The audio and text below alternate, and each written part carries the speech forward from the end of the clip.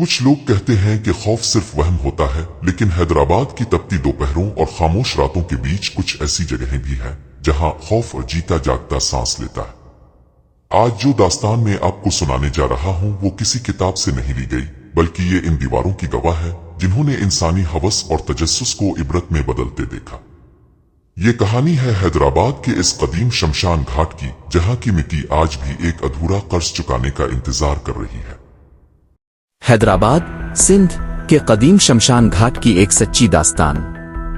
پاکستان کے شہر حیدرآباد کی تپتی ہوئی دوپہریں جتنی گرم ہوتی ہیں، اس کی راتیں اتنی ہی خاموش اور پراسرار ہو سکتی ہے، خاص طور پر وہ علاقہ جہاں شہر کا قدیم شمشان گھاٹ واقع ہے۔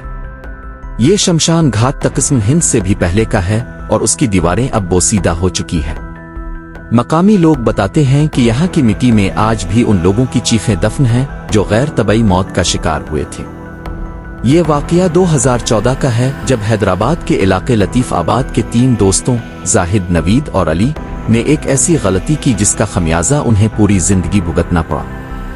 زاہد ایک منچلا نوجوان تھا جو خود کو بہت بہادر سمجھتا تھا۔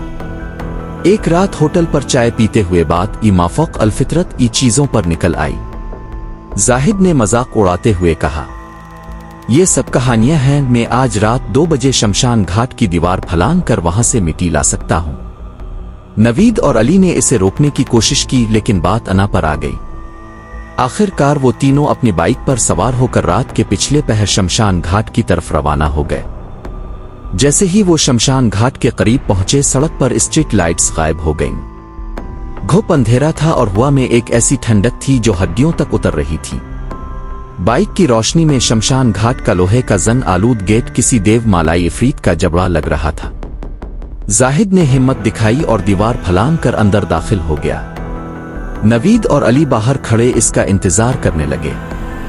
شمشان گھاٹ کے اندر قدم رکھتے ہی زاہد کو محسوس ہوا کہ وہاں کی فضا باہر کی نسبت بالکل مختلف تھی۔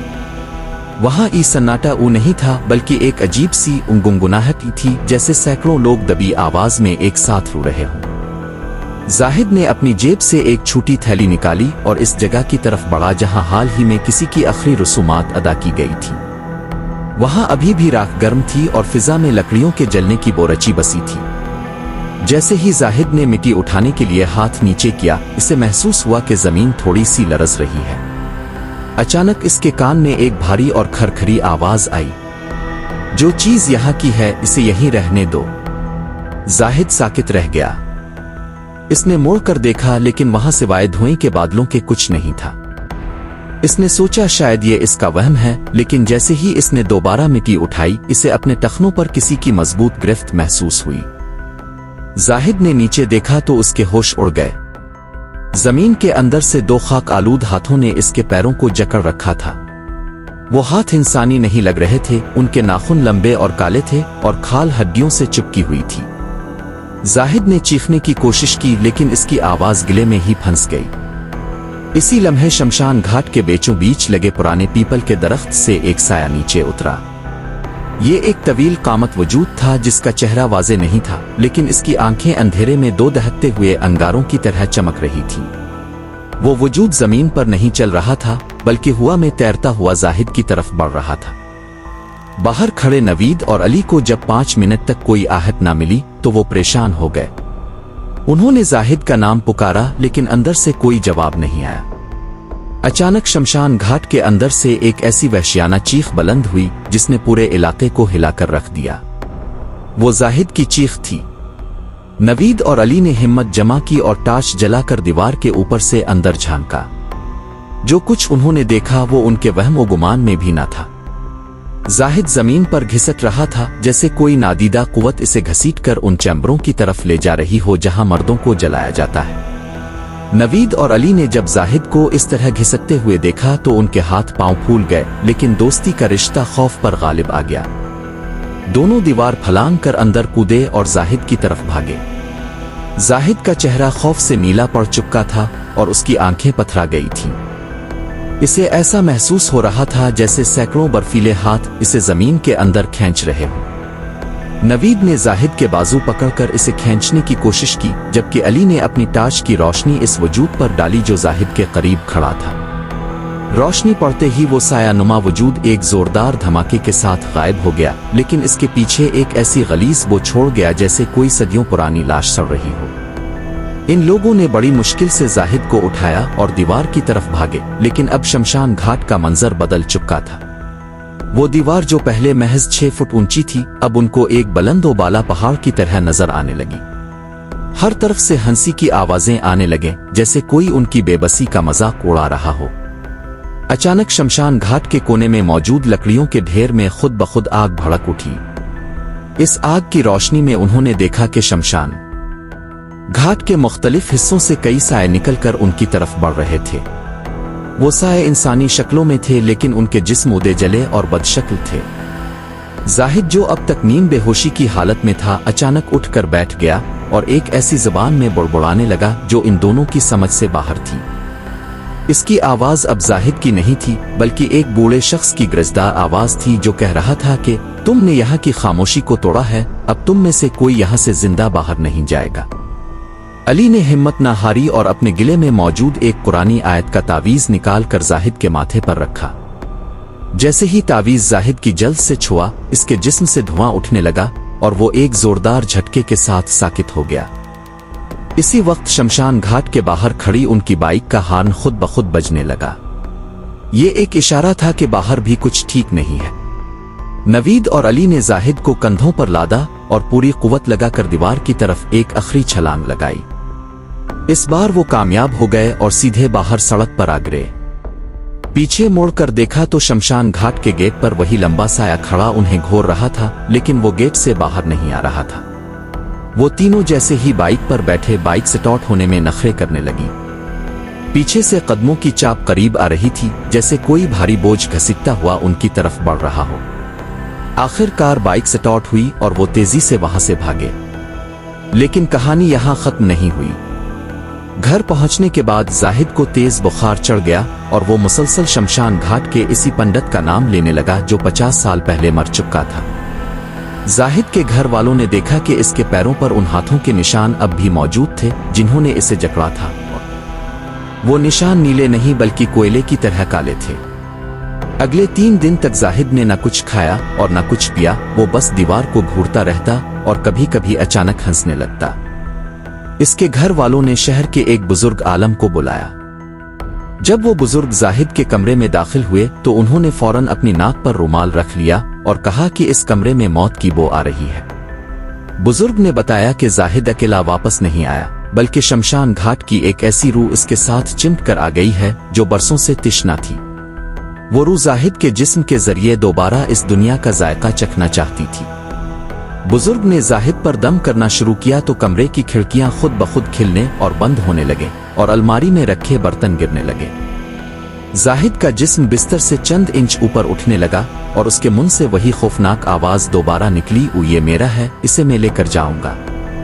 बुजुर्ग ने बुलंद आवाज में कुरान की तिलावत शुरू की तो पूरे घर में एक चीख गूंजी जो आहिस्ता आहिस्ता मध्यम होती गई और फिर खामोशी छा गई। जाहिद बेजान होकर बिस्तर पर गिर पड़ा। इसके जिस्म से वो कालापन गायब होने लगा, लेकिन वो बिल्कुल कमजोर हो चुका था। बुजुर्ग ने बताया कि इसने अपनी जान तो बचा ली, लेकिन वो मिट्टी जो इसने वहां से उठाई थी वो अब भी एक कर्ज की तरह इस पर वाजिब है। जब जाहिद को होश आया तो उसने बताया कि जब वो शमशान घाट के अंदर था तो उसे ऐसा लग रहा था जैसे वो किसी दूसरी दुनिया में चला गया हो, जहां जमीन आग की बनी हुई थी और मुर्दे इसे अपने साथ दफन करने की कोशिश कर रहे थे। इसने बताया कि वो लंबा साया दरअसल इस शमशान घाट का मुहाफिज था जो इन लोगों को सजा देता है जो वहां बेअदबी करते हैं। जाहिद की जान तो बच गई, लेकिन इस रात के बाद से वो कभी अकेला अंधेरे में नहीं रहा। आज भी अगर वो हैदराबाद के इस नए पिल के करीब से गुजरता है तो इसे ऐसा महसूस होता है जैसे कोई इसे दूर से देख रहा है और शमशान घाट की वो मिट्टी इसे दोबारा पुकार रही है। मकामी लोग कहते हैं कि हैदराबाद के इस शमशान घाट में आज भी कुछ ऐसी जगहों पर घास नहीं उगती जहां जाहिद को घसीटा गया था। ये वाकया आज भी हैदराबाद के पुराने लोगों की जुबान पर एक इबरतनाक सबक के तौर पर मौजूद है कि कुछ जगहों की खामोशी का एहतराम करना ही जिंदगी की बका है। इस वाकये को गुजरे कई साल बीत चुके थे, लेकिन हैदराबाद के इस शमशान घाट की वहशत जाहिद के ताकुब से बाज न आई। कहानी का तीसरा और सबसे भयानक मोड़ तब आया जब जाहिद की शादी तय पाई। जाहिद अब एक खामोश तब इंसान बन चुका था। वो ज्यादातर वक्त तस्बीह पढ़ने और इबादत में गुजारता, लेकिन इसके चेहरे से वो खौफ कभी न गया जो इस मनहूस रात इसके दिल में पैवस्त हुआ था। शादी के दिन जब पूरा घर खुशियों से महक रहा था, जाहिद को बार बार अपने कमरे में वही जली हुई लकड़ियों और सड़े हुए गोश्त की बो महसूस होने लगी। इसे ऐसा लगता जैसे कोई इसके कान में आकर कह रहा हो कि तुम्हारा कर्ज अब भी बाकी है। वलीमे की रात जब मेहमान रुखसत हो गए और जाहिद अपने कमरे में अकेला था, इसे अचानक महसूस हुआ कि इसकी दुल्हन जो आईने के सामने बैठी थी, इसका अक्स आईने में नजर नहीं आ रहा। इसने अपनी आंखें मिले और दोबारा देखा तो वहां वाकई कोई नहीं था, मगर इसे कुर्सी पर बैठने की आवाज साफ सुनाई दे रही थी। अचानक कमरे का दर्जा हरारत इतना गिर गया कि जाहिद के मुंह से भाप निकलने लगी। दीवारों पर लगी तस्वीरें खुद ब खुद टेढ़ी होने लगे और छत के पंखे से खून के कतरे टपकने लगे। जाहिद ने भागने की कोशिश की, लेकिन कमरे का दरवाजा किसी नादीदा ताकत ने बाहर से मुकफ्फल कर दिया था। इसी लम्हे कमरे के कोने से वही लंबा साया नमूदार हुआ जिसने बरसों पहले शमशान घाट में इसका पीछा किया था। इस साये के हाथ में वही मिट्टी की थैली थी जो जाहिद ने इस रात उठाई थी। इस साये ने वो मिट्टी फर्श पर बखेर दी और देखते ही देखते वो मिट्टी पूरे कमरे में फैल गई, जैसे पूरा कमरा शमशान घाट की जमीन में तब्दील हो गया। जाहिद की बीवी जब कमरे में दाखिल होने लगी तो इसे लगा जैसे अंदर कोई है ही नहीं, पूरा कमरा खाली था, लेकिन अंदर से जाहिद की दिलदोज चीखें सुनाई दे रही थीं। घर वाले जमा हो गए, कुल्हाड़ियों से दरवाजा तोड़ा गया, लेकिन जब वो अंदर दाखिल हुए तो जो मंजर था इसने सबके कलेजे मुंह को ला दिए। जाहिद कमरे के बीचों बीच हवा में लटका हुआ था, जैसे किसी ने इसे गिले से पकड़कर ऊपर उठाया हो।